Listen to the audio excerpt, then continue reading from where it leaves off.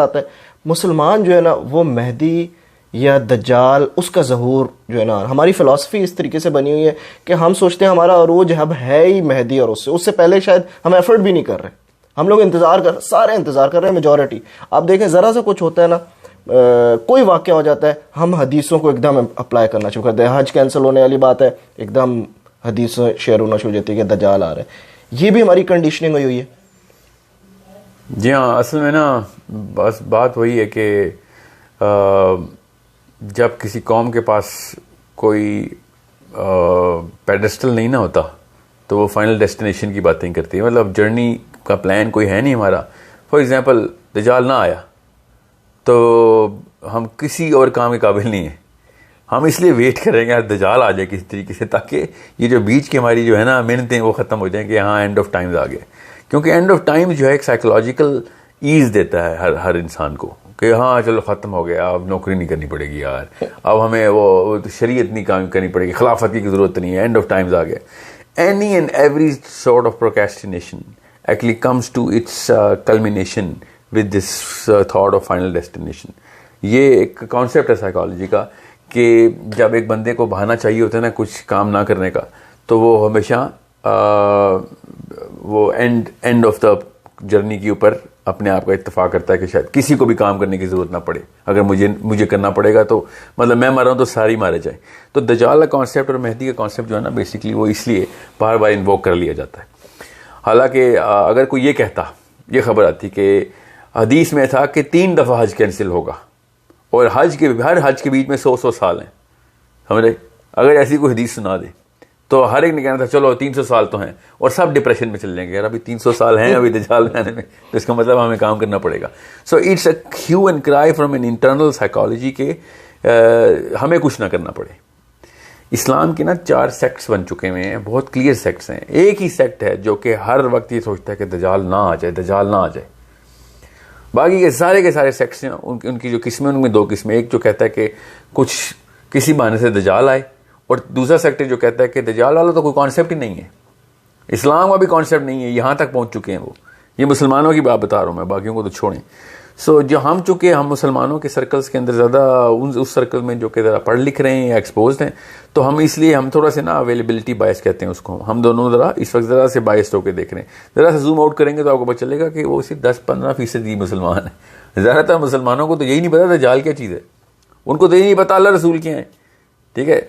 बाकी के जो मुसलमान हैं जो वो कहते हैं कि यार किसी तरीके से दज्जाल आ जाए, वो इसलिए कह रहे हैं कि यार वो बाकी के अहकाम जो है ना इस्लाम के वो किस तरीके से नलिफाई कराओ, क्योंकि हमारा बहुत बड़ा दर्जा चाहिए हमें, क्योंकि एंड ऑफ टाइम वालों का बहुत बड़ा दर्जा है कि बहाना क्या चाहिए उनको कि वो तो अबू बकर सिद्दीक थे और अली बिन अबी तालिब थे ना, उनको तो सारे काम करने पड़ते थे। हम तो वो वाले लोग हैं जहाँ पे अगर एक सवाब भी कर लिया ना तो जन्नत में पहुंच जाएंगे।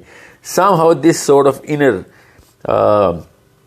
justification comes in just to justify our laziness and not doing the right things. So ये 3-4 जो है ना साइकोलॉजिकल फ्रेगमेंटेशन है मुसलमानों की। मगर जिसकी आप बात करें दज्जाल का वेट करने वाले या दज्जाल के थ्रू देखने वाले दुनिया को, वो रिप्रेजेंट नहीं करते मैस को। अमूमी मुसलमान जो है उसको तो यही शक है कि पता नहीं इमाम मेहदी और दज्जाल का कॉन्सेप्ट इस्लाम में भी है कि नहीं। वो तो ये भी नहीं देखते कि हदीस का कॉन्सेप्ट भी इस्लाम में है कि नहीं। तो ये ज़्यादातर लोग हैं in terms of number, psychologically speaking. पता हो या ना पता हो एक अलग कहानी है कि उनको क्या पता है हदीस का कि क्या नहीं पता, मगर natural flow of Muslims is just by name Muslims. हमें जैसे अभी कोरोना वायरस एक बहुत बड़ा इशू चल रहा है पूरी दुनिया में, हमें हर वाक़े को एक मुसलमान को किस तरह देखना चाहिए? क्या हमें एकदम एंड ऑफ टाइम की हदीसें, ये तो क्लियर हो गया कि हमें देखना किस तरीके से चाहिए, और हमारी फिलॉसफी क्या होनी चाहिए कि उसको किस तरह? मुसलमान बाय फिलॉसफी तो यही सोचना चाहिए हर एक को कि मेरे होते हुए एंड ऑफ टाइम नहीं आ रहा, ठीक है। ये अल्लाह ताला के नबी अलैहि सलाम ने भी कहा है कि दुआएं ना किया करो दज्जाल की, ये दुआ किया करो कि तुम्हें दज्जाल ना मिले। दज्जाल is the worst of the worst times. और एक हदीस में आपको इतनी सी बताऊँ, ये भी सही हदीस है कि आखिर वक्त में फितनों की ये हालात इतनी शिद्दत होगी कि फितनों में झांकने वाला भी फितनों में मुब्तला हो जाएगा। वो जो रिसर्चर्स है ना वो भी फितनों में मुब्तला हो जाएंगे। ये शिद्दत है फितनों की। ये हमें तो बस एक बहाना मिला हुआ ना, वो एंड ऑफ टाइम में हम अल्लाह के नबी के इस्लाम के भाई हैं जिनके ऊपर डर बशारतें आई हुई हैं, और हम नहीं है वो लोग मुसलमानों की फिलॉसफी ये होनी चाहिए कि अभी हज़ारों साल और लगेंगे क़यामत को, अल्लाह को बेहतर पता है। हमारा काम है कि इस तरीके से सोचें कि हम एंड ऑफ टाइम में नहीं आए, ताकि जिम्मेदारियां लें हम और वो वाले काम करें जो इस वक्त अल्लाह ताला के दीन के नफाज के अहकाम अपने ऊपर और अपने घर वालों के ऊपर, फिर अपने इलाके और अपने मुल्कों के ऊपर लगाएं। ये जो एंड ऑफ टाइम साइकोलॉजी है is a very lazy psychology and lazy philosophy.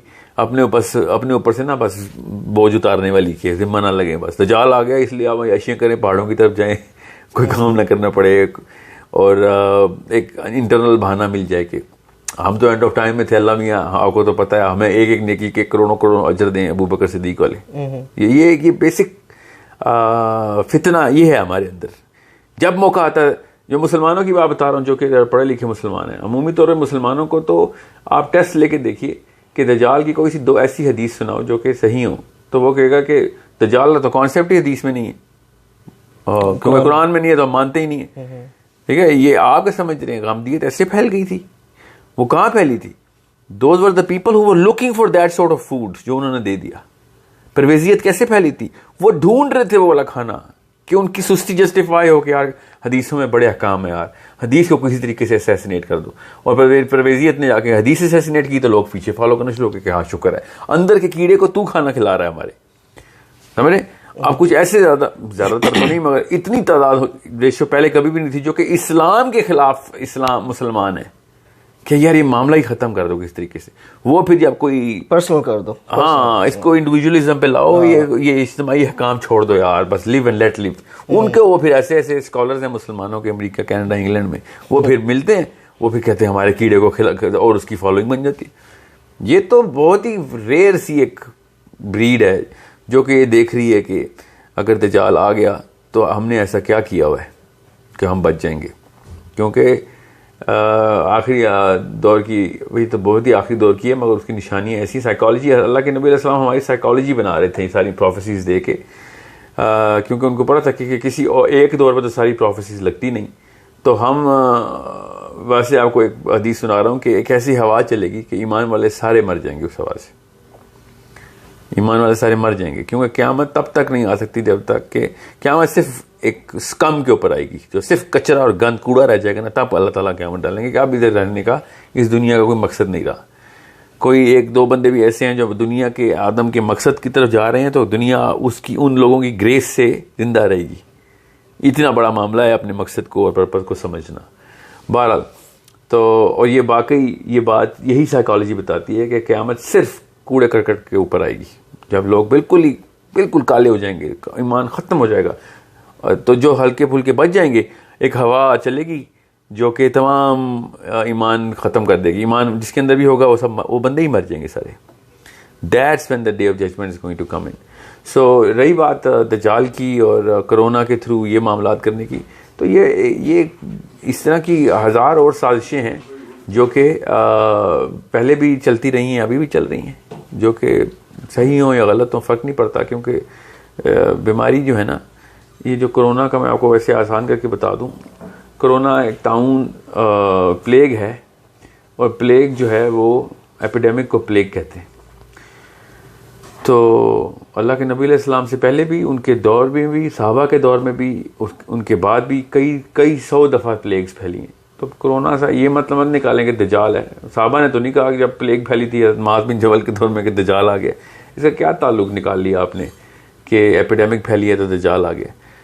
तो ये एक बस अपनी एक वो है ना साइकोलॉजिकल सुस्ती कि किस तरीके से दज्जाल आ जाए बस, और हमारी कहानी है। ये नाइलिज्म कहते हैं इसको साइकोलॉजी में, बड़ी नाइलिस्टिक अप्रोच है। मुसलमान नाइलिस्टिक कभी नहीं हो सकता। नाइलिस्टिक का मतलब कि पास कुछ ना करना पड़े, सब दुनिया ख़त्म होने के लिए बनी है, ख़त्म करो इसको, ठीक है। So this is not something which is suitable for a constructive brain, let alone a constructive Muslim. अच्छा ठीक है, ये बात क्लियर हो गई कि हम हर चीज़ को एंड ऑफ टाइम्स और उस पे जा रहे हैं, लेकिन एंड ऑफ टाइम्स की इंपॉर्टेंस बहुत ज़्यादा है, जो रसूलुल्लाह सल्लल्लाहु अलैहि वसल्लम सहाबा को तकरीबन बिठा के और बहुत डिटेल में बताते थे। हाँ, मगर उसकी ये हम ज़बरदस्ती अपने ऊपर ना डालें ना। ये हमारा थोड़ा किबर है कि हम अपने ऊपर सारा कुछ ही अपने पे फिट कर लेते हैं। हाँ, we are not the centre of the universe. ऐसी निशानी है एंड ऑफ टाइम्स की। कि जब तक आपको दजाल का कॉन्सेप्ट क्लियरली समझ नहीं आएगा, दजल का अगर समझ आ गया तो आप तो दुआएं मांगे करेंगे कि अल्लाह एंड ऑफ टाइम में हम ना हो, दजाल के दौर में हम ना हो। हमसे तो आम सा इसराइली नहीं बर्दाश्त हो रहा, हमसे तो डोनाल्ड ट्रंप की बातें नहीं इंटरप्रेट होती और we know that 1% elite calling the 99% to follow, ये फिलॉसफी और वर्ल्ड व्यू हमारा क्लियर नहीं हो रहा। तो हम दजल जैसा लफ्ज और दजाल जैसे बंदे को हम डील करने की एक बड़के मार रहे हैं बैठ के।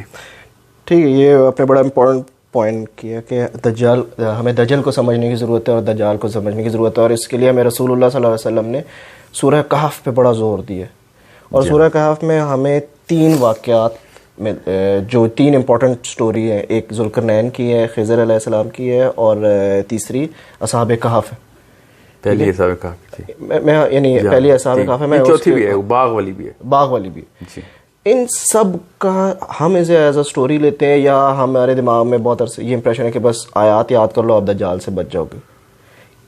इन स्टोरीज को किस तरीके से हम समझें कि हमें दज्जाल को समझ आए, इनका मैं इसको इस तरह की समझता हूँ, जाहिर सी बात है इनके अंदर बहुत डेप्थ है, इनको समझ के हमें समझ आएगा कि दज्जाल से कैसे बचना है और किस तरह का वो टाइम होगा, किस वो तो हमने जिसमें कहते हैं ना मिड लेवल एक सेशन तो किया हुआ है सूरह कहफ, बहुत तफसील में नहीं गए, वक्त नहीं मिल रहा, वो करेंगे जरूर इंशाल्लाह। सबसे छोटा जो वर्जन है ना मैं सूरह कहफ के इस्तेमाल का वो बता दूं कि असहाब कहफ जो है वो तरीक़ाकार बता रहा है दज्जाल का, ठीक है।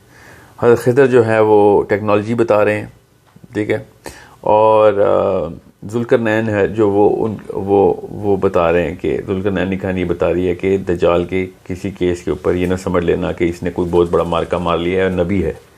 तो ज़ुल्करनैन जो है वो उसकी नबवियत को तोड़ें कि ये नबी का दावा ना कर बैठे, क्योंकि उसने आगे तीसरा का ही दावा करना है ना। तो पहली और आखिरी जो 10-10 आयतें हैं वो उसकी दज्जाल की नबवियत के ख़िलाफ़ हैं।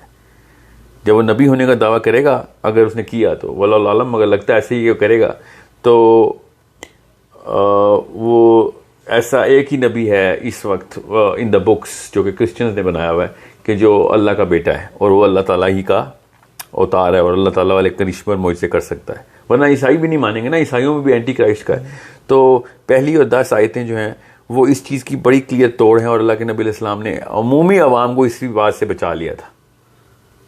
बचाया तो सारी उम्मत को है, मगर पूरी कहफ को पढ़ेंगे तो खवास को समझ आ रहेगी कि क्योंकि आवाम ने तो नहीं पोर्टल्स खोलनी और साइंस और ये वो सारा कुछ समझना।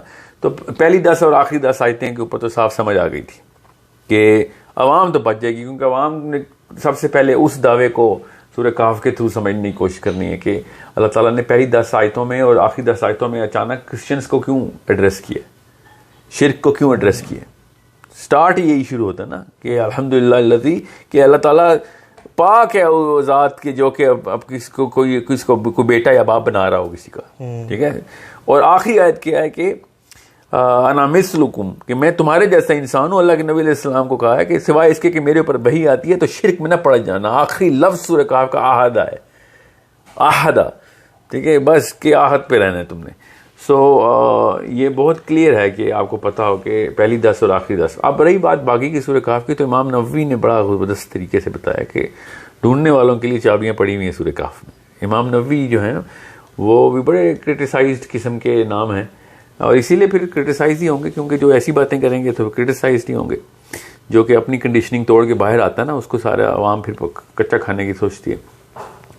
तो उसमें ज़ुल्करनैन का देखिए, मैं आपको एक छोटी सी साइंस बताता हूँ। कुरान पाक की हर सूरत का मुआयना करें तो आपको पता चलेगा कि जिस सूरत का सबसे बड़ा वाक़या होता है ना, उस सूरत पे नाम रखा जाता है, सेंटर ऑफ अटेंशन जो सूरत में होता है। तो अगर सूरह कहफ का नाम रखना था ना, तो बनता ज़ुल्करनैन ही था। जैसे सूरह लुकमान है ना, इस तरह ज़ुल्करनैन के लिए भी सूरत डेडिकेट होती थी। Statistically speaking, all of a sudden असहाबे कहफ का एक सबसे छोटा वाक़या असहाबे कहफ का, सबसे लंबा ज़ुल्करनैन का है, ठीक है। असहाबे कहफ के उस गार के ऊपर अल्लाह ताला ने इसका नाम रख दिया। बहुत ध्यान में रखिएगा, गार के ऊपर ये नाम रख दिया गया है सूरह कहफ। इसका मतलब है कि this is the place where, और उसकी प्लेसमेंट कहाँ की, सूरह बनी इसराइल और सूरह मरियम के बीच में। पहले अल्लाह ताला ने टाइम ट्रेवल का ईमान बनाया और उसके बाद टाइम ट्रेवलर्स दिखा दिए, समझ आए। पहले अल्लाह ताला ने पोर्टल्स का ईमान बनाया और फिर पोर्टल का एक्सेस, और वो भी बता दिया कि काम कहाँ पे क्या क्या बंद है। So it's a very clear